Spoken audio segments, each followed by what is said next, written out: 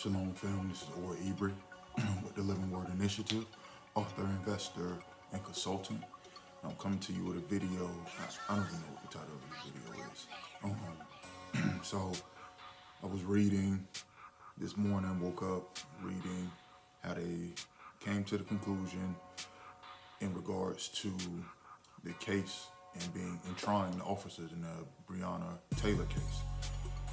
And of course, once again, justice was not served on behalf of individuals that look like us.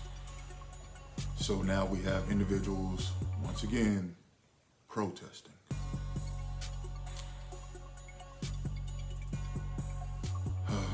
Boy.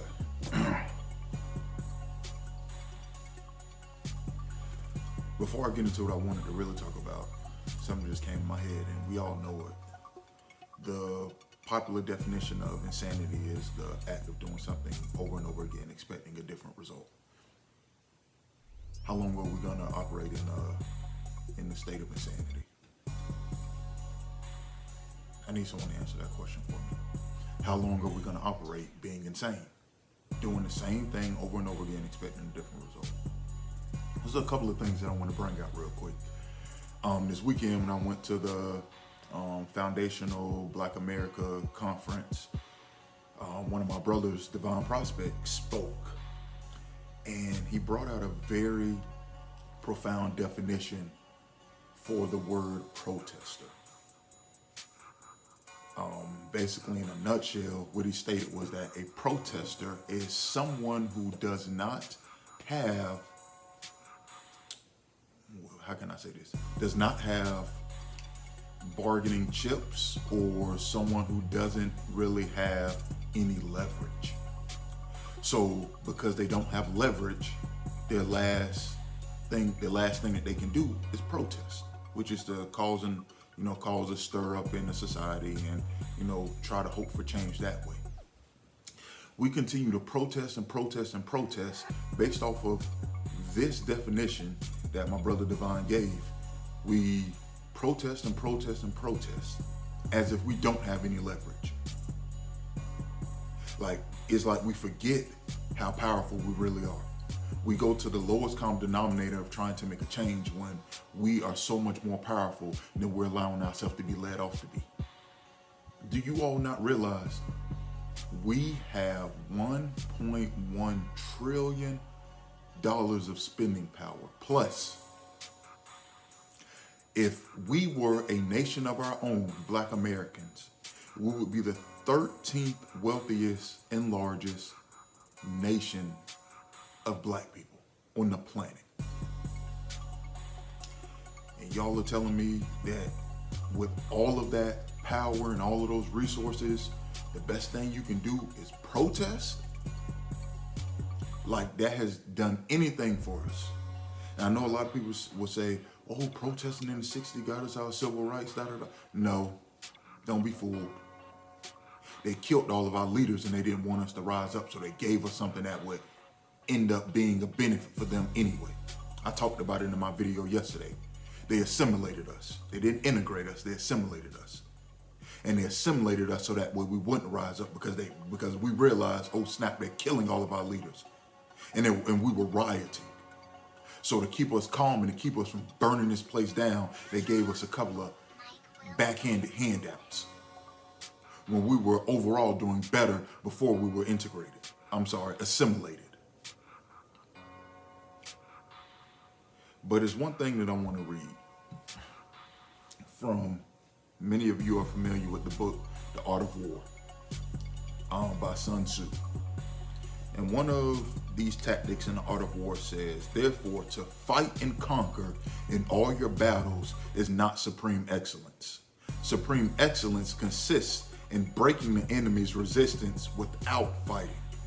The best victory is when the opponent surrenders on its own accord before there are any actual hostilities. It is best to win without fighting. Now, this isn't talking about being passive. This isn't talking about letting someone beat you all up and down the street and spray you with hoses and shoot you and let dogs take. That's not what this is talking about. That's not what it's talking about at all. Not that type of fighting without resistance. It's talking about using the leverage and the power that you have to put the enemy in a compromising position to where they give up before any fight has to even be fought. So with us and our $1.1 trillion, one of the brothers at the conference said, if we just don't participate in Christmas for 3 years,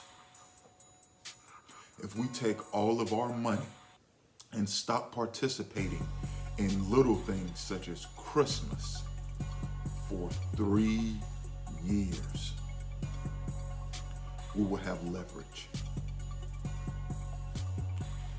If we stop, this is how you know we have leverage. Because one of the first places that foreigners want to come set up shop at is in our neighborhoods. They come set up their stores, their convenience stores, their beauty supply stores. They do all of that in our neighborhood. Why? Because they know that they're going to make their most money there. They understand that. So why do we continue to patronize all of these other places that aren't here for our benefit? We can create our own. We have the power to. We have the power, we have the knowledge, we have the skill to have our own, to do our own. If our ancestors in the 60s could successfully launch a bus boycott for, was it 381 or 387 days?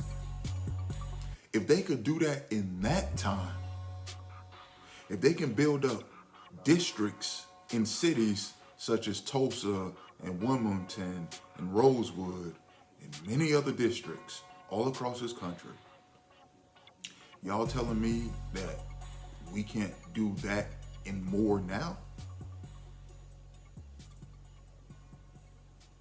That's a problem to me that we feel like we can't. Now, I'm not one of these people that's just sitting here talking. You know, I'm gathering with individuals. I'm not gonna tell you what I'm doing. I don't, you never want to let people know what you're doing. But things are being done. But we need more of us to get these things done. Because if we want to see a difference, we have to do something different. We have to fight the battle without actually fighting. We have to take the leverage that we have. Everyone has something. We have to take the leverage that we have and use it for our benefit and stop using it for the benefit of others. Simple concept. If we do not, this same song and dance will continue to happen over and over and over again. Like, I talk about this in my book. A bully will continue to punch you and beat up on you until you punch it back. A bully never stops beating up on the individual who's like trying to be its friend, who's like, you getting, hey, here's my lunch money. They're gonna take your lunch money and smack you. Hey, my mom just bought me this, these new shoes. Do you want them? They're gonna take your shoes and punch you, and pick on you, and call you names, and disrespect you even more, and have less respect for you even more because you aren't standing up for yourself. Bullies continue to bully those that don't stand up for themselves. Now, when you punch the bully in the mouth, maybe you take an ass whooping. Maybe. Or maybe you figure out, what's the bully's weakness before I punch the bully in the mouth? What's this bully's weakness? How can I extort this bully's weakness? Like, I understand he may be bigger than me. He may be wider than me. He may be this or that. He may have been in more fights than me. But if I study this bully and figure out, oh man, when he walks with a limp. Maybe he has a bad leg. Maybe if I kick him in his bad leg, he'll go down. Oh, maybe this bully wears glasses, he can't see. He's not nearsighted. Maybe if I smack his glasses off, he can't see me, and then I'm able to do what I need to do.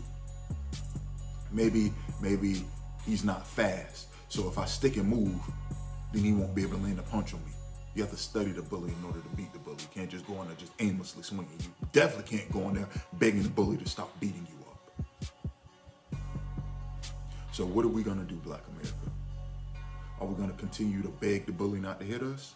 Or are we gonna figure out the bully's weakness and exploit that weakness for our gain? Those are our only two options. Quit protesting and marching in the streets. Quit singing and dancing at the protests. Quit doing clown stuff. Like, do something that's gonna benefit, because it hasn't worked. Let's try something else. With that, I say peace and shalom. Or Ibri.